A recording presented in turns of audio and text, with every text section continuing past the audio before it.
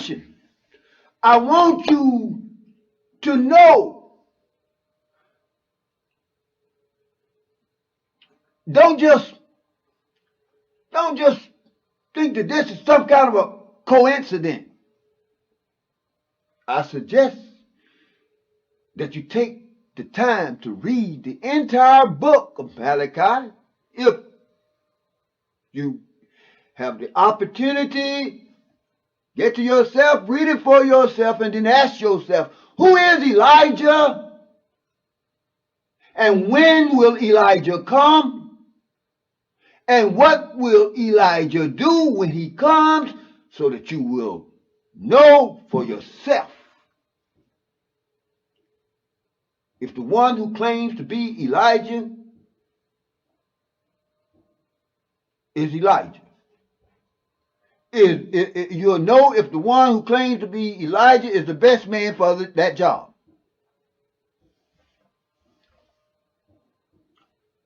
Because he will do what? He will connect you to your elders. Rudolph Windsor is one of your elders. And you really need to get to know your elder a little bit more. You need to know your elders. You need to know about the forerunners of this movement. You got a lot of Johnny-come-latelys, as if the Hebrew Israelite movement started on YouTube yesterday.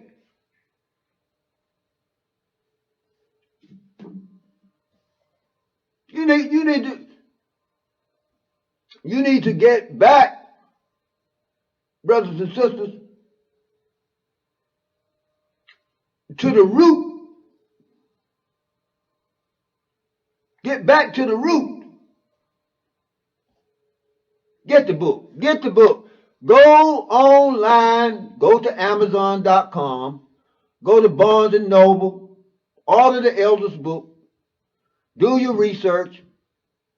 You know, that's the only way you're going to progress in this movement anyway. Listen, those of you who want to be a member of this organization, and yes, I am founding an organization, a real organization, and I am seeking those of you who want to help us to establish this organization.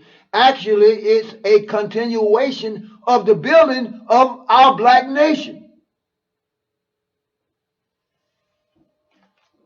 Many of our elders, Nova Drew Ali, Marcus Garvey, Elijah Muhammad. These are our elders. I listened to some of the garbage coming out of these Israelites' mouths.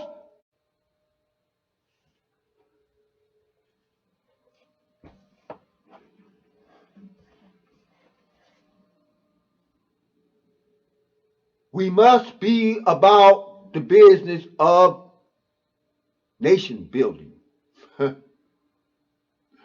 We must be about the business of nation building.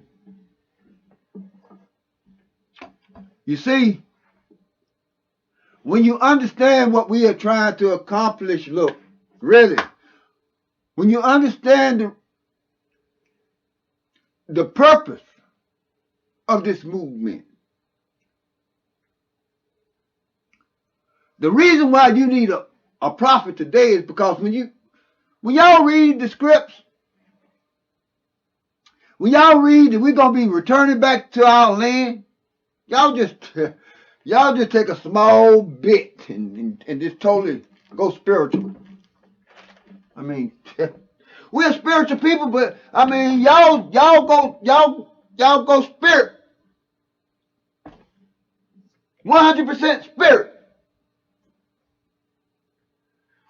If you take it strictly in the limited sense, and you just believed, you just be like waiting on Scotty, to beam you up. waiting on the chariots, to swing low, sweet chariot, coming for to carry me home. A lot of y'all be sitting around here with fringes on, waiting for Yahweh shot. Which is the same as no different than the Christians sitting around waiting on Jesus Christ in the rapture. No. I hope y'all don't think that's where I'm coming from. No, sir. No, ma'am. Y'all think them damn heathens that's occupying our land are just gonna pack up one day and go and say, okay, you niggas, you can have your spot. You think the Edomites and those Gentiles is just going to one day just abandon the land and put it into your hands? Y'all hear me elaborate on the scripture. And I put a lot of emphasis on on the promises of restoration, the restoration of our nation, the nation of Israel. And make no mistake about it, Yah's word will not return void. But now, this is where Eliyahu, that old prophet, comes in. I mean, you need an old school prophet, because I got a common sense question for y'all. I just want to know, what do you think we as a people are supposed to do until then?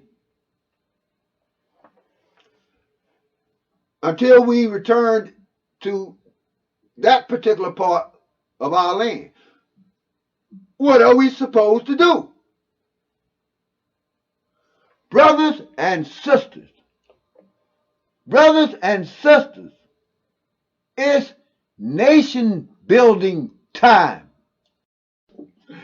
But I'm telling you, some of y'all out there just damn hardcore Eurocentric Christians. I mean, black people. I don't have no problem with black nationalist Christians. Don't get me wrong. I'll be down with black Jesus. Jesus, the black Messiah. Y'all hear me giving JC hell? But don't get it twisted. I'll be down with Jesus, the black Messiah. Why? Because Jesus, the black Messiah, is a totally different theological entity than your traditional Jesus Christ.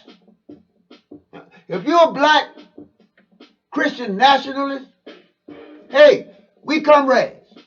If you're a black Christian nationalist, hey, we fighting the same battle. We facing the same enemy.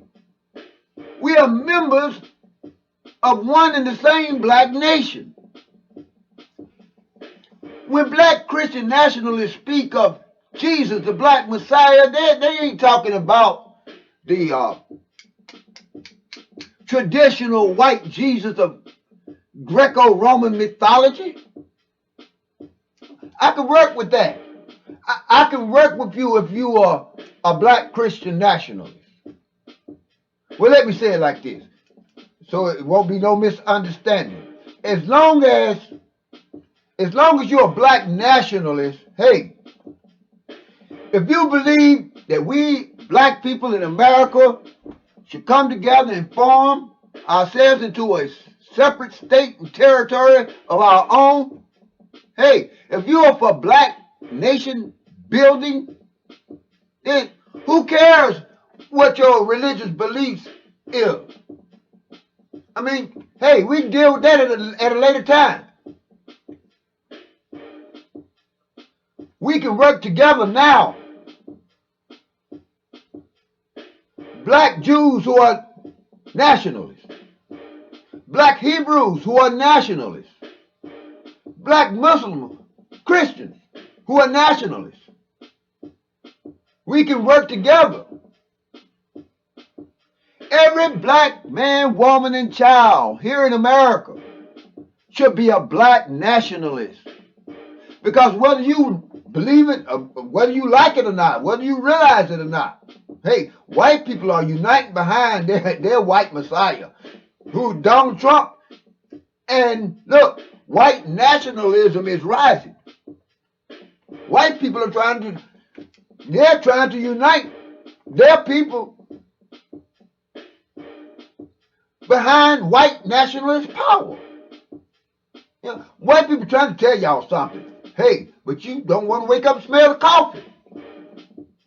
Hey, white people are willing to fight for their lives in order to preserve their white nationalist power. Because without a nation of your own, hey, you will never know power. Okay, page 85, chapter 2, revealing the real Jesus. Part 1, the dual personality of the gospel Jesus. The Jesus of the New Testament seems to possess the personality of more than one person. I shall explore this approach in order to see if we can obtain some understanding of this probability. The gospel writers seem to have combined several personalities into one. That's what I call it, that bipolar Jesus.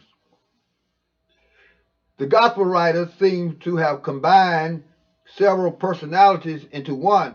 As a result, there are many contradictions which are too numerous for this book. However, I shall explain some of the most important ones. And it goes on in the next, it goes on to say, the two Jesuses that I see in the gospel writings are the Judean Jesus and the fictitious Jesus created by Paul, who never met Jesus, and some Gentiles. The elder Rudolph, he be on point. This is exactly what I'm talking about. This is where I'm coming from. And I recognize this early in my studies, brothers and sisters, when I was, in all honesty, when I was trying my very best to justify the New Testament. Because y'all don't know how much I revered the New Testament. I mean, because I was caught up in my emotions. You know, my love for Jesus. And I get it. I get it. Y'all think that I'm not emotionally tied to the name of Jesus? Be for real. I'm black. I'm a black descendant of Hebrew slaves. And for over 400 years, Jesus was the only God we knew. This is true. We never knew of any other God. We didn't even know that Jesus himself worshiped the Almighty. Because we were taught that Jesus was the Almighty. But Jesus never claimed to be the Almighty. He himself worshiped the Almighty. But the white Christian slave masters taught us to worship Jesus as the Almighty. And for 400 years, that's what our people have done. So yeah, I grew up with this loving attachment to Jesus. You know, it's just something about the name of Jesus. I get that. However, for me, the problem with me, it came to be that I was born with my third eye open. I was born a seer. I could see what others couldn't see when I read my Bible. And I could see beyond the surface. I could see behind the veil. I could see the biased influence of the gospel writers. And by using a very simple principle from the Tanakh, Old Testament principle,